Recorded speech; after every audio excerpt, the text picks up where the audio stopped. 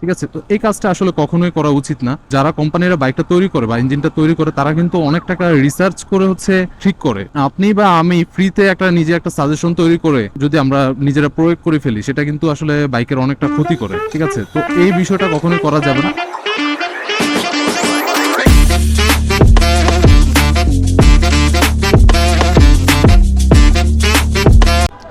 আসসালামু আলাইকুম এভরিওয়ান। আজকে মূলত যে বিষয়গুলো নিয়ে কথা বলবো সেটা হচ্ছে, আমরা সকলে বাইক চাই যে যত্ন ব্যবহার করার জন্য বা যত্নশীল হওয়ার জন্য বাইকের প্রতি, কিন্তু যত্ন করতে গিয়ে আমরা এমন এমন কিছু কাজ করে ফেলি যেগুলো বাইকের অনেকটা ক্ষতি করে ফেলে। সেই বিষয়গুলো নিয়ে আমি কথা বলবো, আর যাতে আপনাদের পরবর্তীতে যারা বাইক মেনটেনেন্স করবেন তাদের যেন এই বিষয়গুলো নিয়ে একটু সুবিধা হয়। তো প্রথমে সব থেকে বেশি যে বিষয়টা আমরা করে থাকি সেটা হচ্ছে যে বাইকের চেইনে আমরা পোড়া মোবিল ব্যবহার করি। এটা আসলে কখনোই উচিত না। এখন এক্ষেত্রে অনেকে যুক্তি দেয় যে চেন যখন পুরাতন হয়ে যায় তখন পোড়া মোবিল ব্যবহার করা যেতেই পারে, কিন্তু এটা কখনোই আসলে ব্যবহার করা উচিত না। কারণ পোড়া মোবিল যে কাজটা করে সেটা হচ্ছে যে ধুলাবালিটাকে ধরে রাখে। তো চেনে যখন বালি বা মাটি লেগে থাকবে, এক্ষেত্রে হয় কি চেনটা আরো বেশি পরিমাণে ক্ষয় হতে থাকে, চেনের স্পকেট বা আদার্স যে বিষয়গুলো আছে সেগুলো আস্তে আস্তে ড্যামেজ হতে থাকে খুব দ্রুত। এখন এক্ষেত্রে আপনারা বলতে পারেন যে তাহলে আমরা বাজার থেকে যে লুপগুলো থাকে, দামি লুপগুলো, ওইগুলোকে ব্যবহার করা তো সকলের পক্ষে পসিবল না। তো ওরা কিভাবে মেনটেনেন্সটা করবে? এখন ওই ক্ষেত্রে একটা অল্টারনেটিভ আছে, সেটা হচ্ছে গাড়ির নর্মালি যে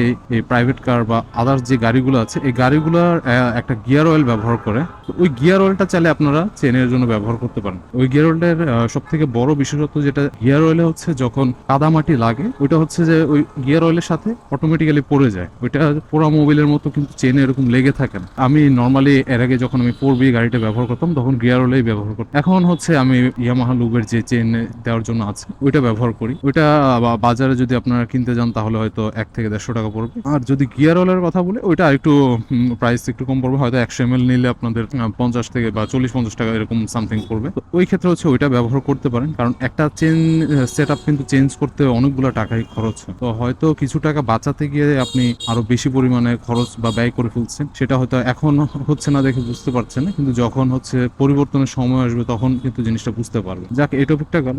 সেকেন্ড আরেকটা বিষয় নিয়ে আমরা কথা বলি। বাইক আমরা কম বেশি সবাই চাই নিজে ওয়াশ করার জন্য। ওয়াশের ক্ষেত্রে অনেকে করে কি, আমরা হুইল পাউডার বা ডিটারজেন্ট জাতীয় জিনিসগুলো আমরা ব্যবহার করে ফেলি। এটা আসলে কখনো বাইকের পেইন্ট জন্য কখনোই এটা প্রযোজ্য না। তো ডিটারজেন্ট ব্যবহারের ক্ষেত্রে অনেকের এটা মনে হতে পারে যে যেহেতু কাপড় ভালোভাবে পরিষ্কার হয়, তো এক্ষেত্রে বাইকে ডিটারজেন্ট দিয়ে যখন আমরা বাইকটা ওয়াশ করি তখন বাইকটাও মনে হয় ভালোভাবে পরিষ্কার হয় বা হবে, কিন্তু এতে করে কিন্তু বাইকের যে কালারটা আছে এই কালারটা কিন্তু ড্যামেজ হয়ে যায়। কারণ ডিটারজেন্টে অতিরিক্ত পরিমাণে ক্ষার জাতীয় পদার্থ থাকে, যেটা আসলে বাইকের যে কালার থাকে ওইটা অনেকটা ক্ষতি করে ফেলে। এই কাজটা কখনোই করা উচিত না। হয়তো প্রথম প্রথম আপনি বুঝবেন না, কিন্তু এক সময় গিয়ে দীর্ঘদিন আপনি এই কাজটা করতে থাকবেন, মানে ডিটারজেন্ট দিয়ে বাইক ওয়াশ করতে থাকবেন, তখন কিন্তু বুঝতে পারবেন যে আপনার কালারটা অনেকটাই ড্যামেজ হয়ে গেছে। আর যখন বুঝবেন ততদিন অনেক দেরি হয়ে গেছে, কারণ আপনি যতই কালার করেন না কেন, বাইকের যে অরিজিনাল কালারটা থাকে ওইটার মতন কখনোই আপনার কোয়ালিটিফুল কালার আপনি কোথাও পাবেন না। আপনি চাইলে হয়তো শ্যাম্পু ইউজ করতে পারেন, অথবা এছাড়া বাইক ওয়াশের জন্য কিছু শ্যাম্পু আছে ওইগুলো ব্যবহার করতে পারেন, বাট লোকাল কোনো প্রোডাক্ট না, কারণ সেগুলো তো অবশ্যই ক্ষার তুলনামূলক বেশি মাত্রায় ব্যবহার করা হয়। থার্ড একটা বিষয় নিয়ে কথা বলি। আমরা যখন বাইক কোথাও বাইরে ওয়াশ করতে যাই, আমি পার্সোনালি যেটা ফেস করেছি সেটা বিভিন্ন ওয়াশ সেন্টারে ওরা বাইক ওয়াশের পর বাইকটাকে একটু গ্লেজ করার জন্য বা চকচক করার জন্য ডিজেলের কেরোসিনের একটা মিশ্রণ ব্যবহার। এটা আসলে কখনোই উচিত না, কারণ ডিজেল আর কেরোসিন কিন্তু বাইকের রংগুলোকে ড্যামেজ করে ফেলে। শুধু যে বাইকের রং তা না, যে কোনো রঙে কিন্তু ডিজেল আর কেরোসিন কিন্তু ড্যামেজ করে।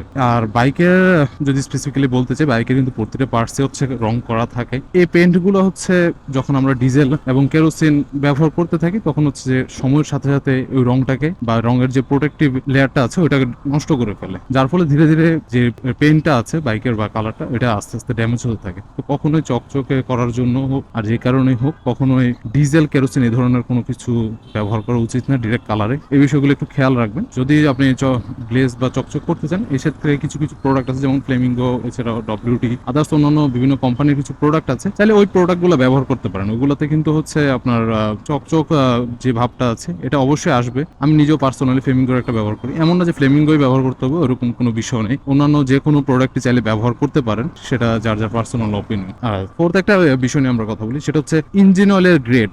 প্রতিটা বাইকে কিন্তু কোম্পানি যখন ইঞ্জিনটা তৈরি করে তখন ইঞ্জিনের যে মেটাল আছে বা আদার্স অন্যান্য যে কম্পোনেন্ট আছে সেগুলোর বিবেচনা করে একটা নির্দিষ্ট গ্রেড কিন্তু ঠিক করে দেয়। আমরা অনেকেরা হচ্ছে মনে করি যে ভারী ইঞ্জিন অয়েল ব্যবহার করলে হয়তো ইঞ্জিনটার সাউন্ডটা একটু স্মুথ থাকবে বা ইঞ্জিনটা হয়তো আরেকটু ভালোভাবে কাজ করবে, ঠিক আছে। তো এই কাজটা আসলে কখনোই করা উচিত না, কারণ কোম্পানিরা বাইকটা তৈরি করে বা ইঞ্জিনটা তৈরি করে তারা কিন্তু অনেক টাকা রিসার্চ করে হচ্ছে এই জিনিসটা মানে ঠিক করে ইঞ্জিন অয়েলের গ্রেড। আপনি বা আমি ফ্রিতে নিজে একটা সাজেশন তৈরি করে যদি আমরা নিজেরা প্রয়োগ করে ফেলি, সেটা কিন্তু আসলে বাইকের অনেকটা ক্ষতি করে, ঠিক আছে। তো এই বিষয়টা কখনোই করা যাবে না। আপনি চাইলে কোম্পানি চেঞ্জ করতে পারেন, মোটর ব্যবহার করতে চাইলে মোটর ব্যবহার করতে পারেন, অথবা যদি অন্যান্য যে কোনো কোম্পানির ব্যবহার করতে পারেন, কিন্তু ইঞ্জিন অয়েলের গ্রেডটা মাস্ট বি ঠিক রাখা প্রয়োজন। ইঞ্জিন পুরাতন হোক নতুন হোক যে সময়ে হোক না কেন, অবশ্যই ইঞ্জিন অয়েলের গ্রেডটা মেনটেনেন্স করা প্রয়োজন। যদি আপনার বাইকে 10W40 রিকমেন্ডেড দেওয়া থাকে, আপনি 10W40 ব্যবহার করতে পারেন। 10W30 দেওয়া থাকলে 10W30 ব্যবহার করতে পারেন, কিন্তু কখনোই 10W30 গাড়িতে 2050 বা 2040 গ্রেডের কোনো ইঞ্জিন অয়েল ব্যবহার করা উচিত না। যা গেল এই ব্যাপারটা। এরপর একটা বিষয় নিয়ে কথা বলি। আমরা সকালে যখন গাড়িটা স্টার্ট দিই, আমরা করি কি, গাড়িটা স্টার্ট দিয়ে একদম থ্রটলটা ফুল থ্রটলে চেপে ধরি। তাতে মনে হয় কি যে গাড়িটা ইঞ্জিনটা তাড়াতাড়ি হিট হবে বা তাড়াতাড়ি আমরা রান করার জন্য। এটা কখনোই করা যাবে না। গাড়িটা যখন আপনি রাতে রেখে দিয়েছেন বা কোথাও একটা জায়গায় রেখে দিয়েছেন 2 থেকে 3 ঘন্টা বা 3 থেকে 4 ঘন্টা ধরে গাড়িটা পড়ে আছে, তখন কিন্তু ইঞ্জিনের উপরে যে হেড পর্যন্ত যে অয়েলগুলো থাকে এগুলো কিন্তু আস্তে আস্তে নিচে চলে আসে একদম। যখন আপনি সকালে হচ্ছে থ্রটলটা চেপে ধরেন, তখন কিন্তু ইঞ্জিন অয়েলটার উপরে ওইরকম পরিমাণে থাকে না, যাতে করে ইঞ্জিনের যে কম্পোনেন্টস গুলো আছে, বিশেষ করে রকার আর্ম বা ভালভ যেগুলো থাকে, ঠিক আছে, এইগুলো কিন্তু কম্পোনেন্ট গুলো কিন্তু আস্তে আস্তে ক্ষয় হতে থাকে। হয়তো প্রথম আপনি বুঝবেন না, কিন্তু কয়েক হাজার কিলো বা কয়েক বছর যাওয়ার পর কিন্তু এই বিষয়টার তফাৎ আপনি বুঝতে পারবেন। তো এই ক্ষেত্রে হচ্ছে গাড়িটা স্টার্ট দিয়ে নর্মালি রেখে দিতে হবে। মিনিমাম 2 থেকে 3 মিনিট হচ্ছে গাড়িটা স্টার্ট দিয়ে রাখবেন, যাতে করে হচ্ছে ইঞ্জিন অয়েলটা আস্তে আস্তে নিচে থেকে উপরে ওঠে। তখন আপনি চাইলে নর্মালি রাইড করতে পারেন, ওটা কোনো বিষয় নেই। তো এইগুলো একটু খেয়াল রাখবেন। আচ্ছা, যে এই গাড়িটা নিয়ে এতগুলো যাত্রী নিয়ে উল্টা দিকে আসলে এটা কোনো কথা?